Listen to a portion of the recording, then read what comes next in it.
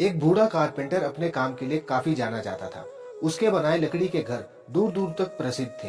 पर अब बूढ़ा हो जाने के कारण उसने सोचा कि बाकी की जिंदगी आराम से गुजारी जाए। वह अगले दिन सुबह सुबह अपने माली के पास पहुंचा और बोला, ठेकेदार साहब, मैंने बरसों आपकी सेवा की है, पर अब मैं बाकी का समय आराम से पूजा पाठ में बिताना चाहता हूँ। कृपया मुझे काम छोड़ने की अनुमति दें।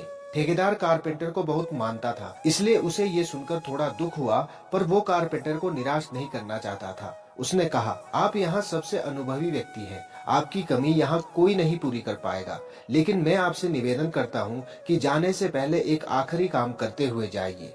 तो कारपेंटर ने पूछा, जी क्या काम करना है? ठेकेदार कहता है कि मैं चाहता हूँ कि आप जाते जाते हमारे लिए एक और लकड़ी का घर तैयार कीजिए। ठेकेदार घर बनाने के लिए जरूरी पैसे देते हुए बोला।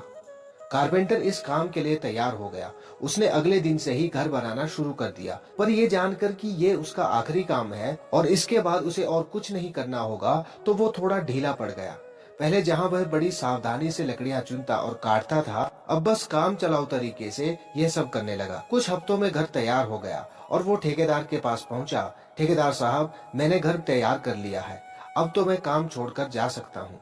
ठेकेदार ने कहा, हाँ, आप बिल्कुल जा सकते हैं, लेकिन अब आपको अपने पुराने छोटे से घर में जाने की जरूरत नहीं है, क्योंकि इस बार जो घर आपने बनाया है वो आपकी बरसों की मेहनत का इनाम है। जाइए, अपने परिवार के साथ उसमें खुशहाली से रहिए। कारपेंटर यह सुनकर स्तब्ध रह गया। वह मन ही मन सोचने लगा, कहा मैंने दूसरों के लिए एक से बढ़कर एक घर बनाए और अपने घर को ही इतने घटिया तरीके से बना बैठा। काश मैंने ये घर भी बाकी घरों की तरह बनाया होता।